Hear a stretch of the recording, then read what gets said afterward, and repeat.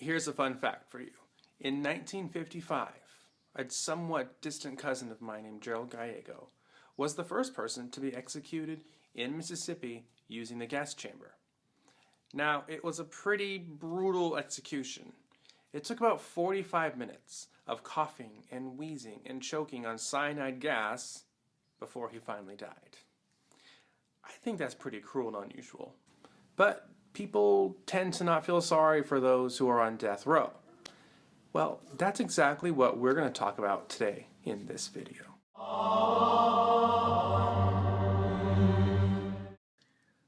I've always found it a bit odd that there are so many Christians who embrace the pro-life label, but then are very gung-ho for the death penalty. The Catechism of the Catholic Church, as well as papal statements over the last half-century, militate against the use of the death penalty. However, as is often the case with human beings, there are always those who are looking for an exception or a loophole. Recently, Pope Francis said the following: "One has to strongly affirm that condemnation to the death penalty is an inhuman measure that humiliates personal dignity in whatever form it is carried out. And it is of itself contrary to the gospel because it is freely decided to suppress a human life that is always sacred in the eyes of the Creator, and of which, in the final analysis, God alone is the true judge and guarantor." Those are strong words. And, again, predictably, those with a more conservative political ideology criticized Pope Francis for his remarks. Dr. Edward Feser, who wrote a book that advocated a so-called Catholic rationale for the death penalty, also criticized the Holy Father. So too did Matt Fradd from Pints with Aquinas. Now, those are just a couple of examples out of many critics who seem to just enjoy the execution of prisoners, despite their own identification with the pro-life movement. So, after quite the lengthy introduction, let's take a look at some reasons for why Catholics should oppose the death penalty. Reason number 1, the modern penal system. Those who would seek to justify the death penalty often point to the Catechism because the language there seems to endorse its practice. The traditional teaching of the Church does not exclude recourse to the death penalty. Case closed, right? Well, not so fast. As it turns out, the Catechism elaborates on this point. Due to the advances in the penal system, the state can and should resort to non-lethal means. It explains, the cases in which the execution of the offender is an absolute necessity are very rare, if not practically non-existent. And JP2, also known as St. John Paul the Great, writing in Evangelium Vitae, argued that the fullness of Christ's message, expressed in the Sermon on the Mount, would seem to prohibit the use of execution. Jesus, after all, reminded his followers, and us, to love our neighbor as ourselves. St. John Paul the Great, in his text, affirmed the right to self-defense, but also affirmed the intrinsic value of every life, including the life of the aggressor. Our modern penal system is more in line with the Old Testament concept of an eye for an eye and a tooth for a tooth. With all the advances in housing prisoners, the incarcerated pose virtually no risk to the general public and should be incarcerated without the need for the death penalty. For St. John Paul the Great, modern society, in fact, has the means of effectively suppressing crime by rendering criminals harmless without definitively denying them the chance to reform. And by exercising the death penalty, the hope of rehabilitation for these criminals is snuffed out. Reason number 2, rehabilitation. In 2015, during his visit to the United States, Pope Francis spoke before Congress. He joined with the Bishops' Conference in their opposition to the death penalty, but he took it a step further. I also offer encouragement to all those who are convinced that a just and necessary punishment must never exclude the dimension of hope and the goal of rehabilitation. Far from being a radical statement, Pope Francis was in line with his predecessors and the Catechism. In paragraph 2266, the Catechism notes that the state has an obligation to protect the public from harm and to promote the common good. But it also notes that the state should also take care to rehabilitate the offender. Punishment then, in addition to defending public order and protecting people's safety, has a medicinal purpose. As far as possible, it must contribute to the correction of the guilty party. Rehabilitation requires efforts to dive into the depths of the guilty party's heart and soul, searching for those corrupted roots that manifest themselves in deviant behavior. But efforts also have to be taken to enlighten the person so that they understand how their behavior has negatively impacted their victims and their community. However, state and federal budgets do not reflect this need. Instead, the emphasis continually seems to be on building more prisons to house more criminals. The intrinsic value of the offenders' lives are completely dismissed. Our society's obsession with exercising the death penalty exposes the hearts of stone that rejoice in punishment, rather than rejoicing in a person's repentance and conversion. In fact, the impulse has less to do with punishment and more to do with revenge. Reason number 3, retribution. Justice is not about revenge. It's not about retribution. In other words, it's not about getting even or punishing the guilty party from a standpoint of anger. Justice is about providing an appropriate punishment for a crime, but as a means of deterring future acts of violence or harm against the public. St. Thomas Aquinas on this point wrote, "In this life, however, penalties are not sought for their own sake, because this is not the era of retribution. Rather, they are meant to be corrective by being conducive either to the reform of the sinner or the good of the society, which becomes more peaceful through the punishment of sinners." Unfortunately, the eye for an eye mentality in our society serves a hunger for vengeance and retribution. Sister Helen Prejean, who has worked for decades to end the death penalty and was portrayed by Susan Sarandon in the film Dead Man Walking, made this observation: "I'm facing a culture that legitimizes murder as vengeance, and that is not right." How many of us have felt the urge to cheer on the execution of a murderer? How many of us have coldly remarked that the murderers deserved to be executed? Worse, how many of us have suggested that the murderer should have been tortured before being executed? These are sentiments that clearly demonstrate that too many Christians aren't seeking justice. They're seeking vengeance. But vengeance isn't ours to seek. Ultimately, that is for God to sort out. Instead, we should hear the words of Christ in Matthew 5:38. "You have heard that it was said, an eye for an eye and tooth for a tooth. But I tell you, do not resist an evil person. If someone strikes you on the right cheek, turn to him the other also." This is not a call to let murderers go free to commit further violence, mind you.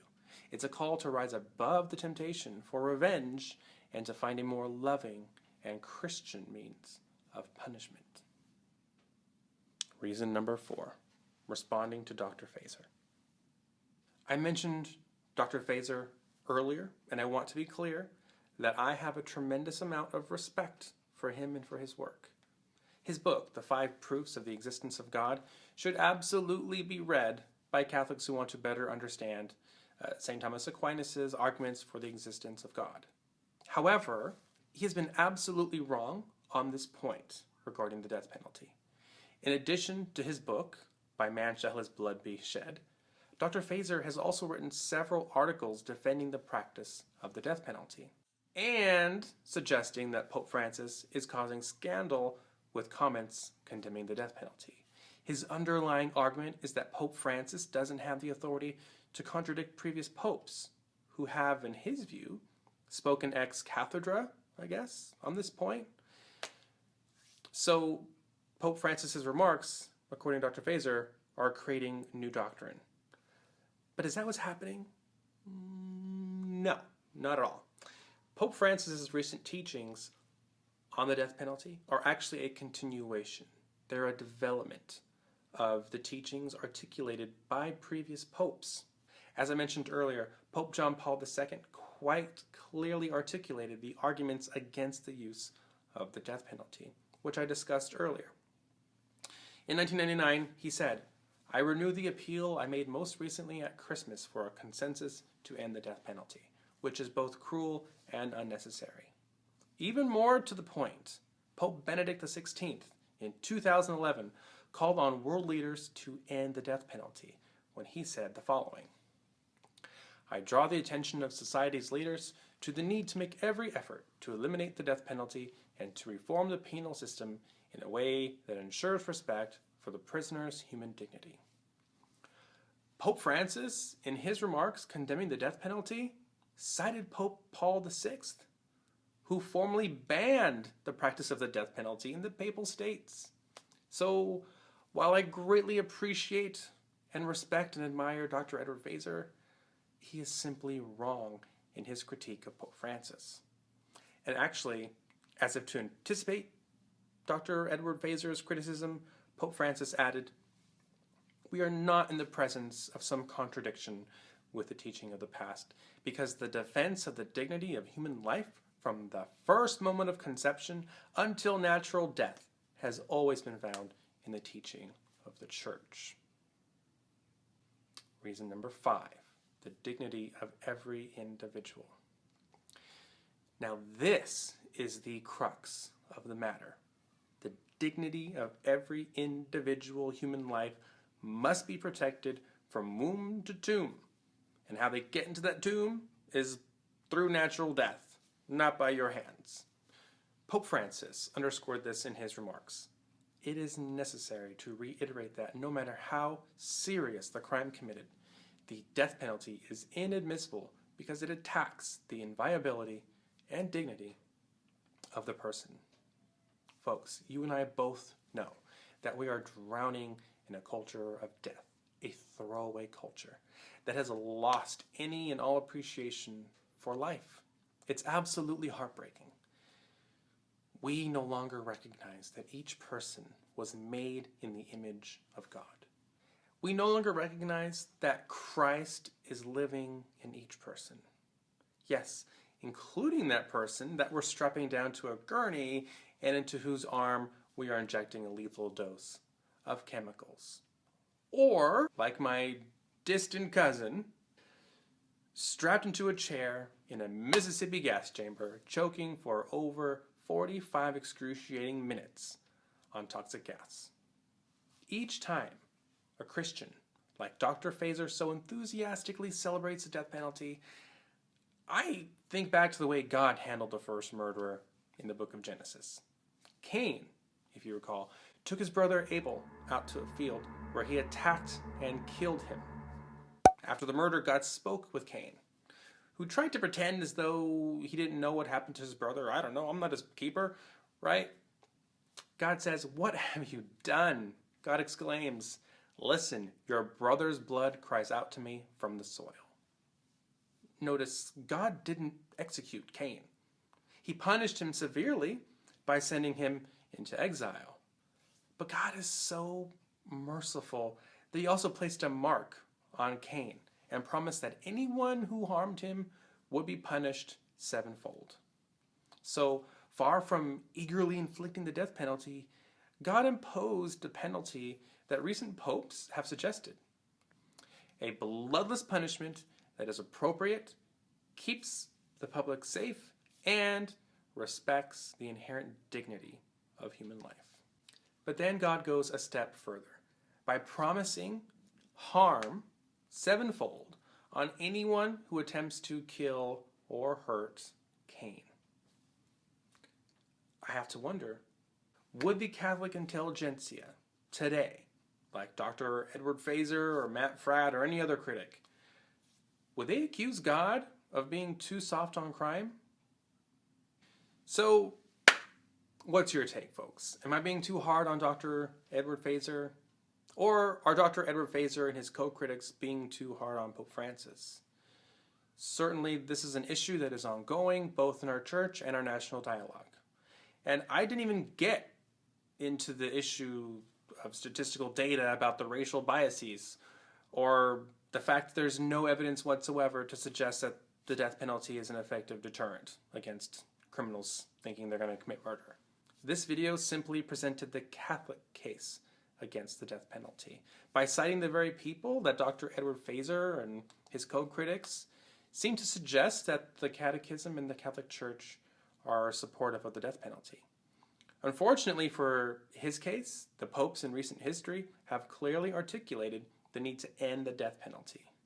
After all, we should always seek to end the cycle of death and violence and not to promote it. As always, remember to treat one another charitably in your comments. I also ask that if you enjoyed the video, or even if you hated it, please like or dislike the video. Please don't dislike it. That's really sad, actually. Also, make sure that if you haven't yet, make sure you subscribe to the channel. And if you really enjoyed it, please share it on your Facebook page so that others can engage in this important discussion. Oh yeah, also make sure you subscribe. I would also appreciate that. Anyway, thank you all for watching, and I will see you in the next video.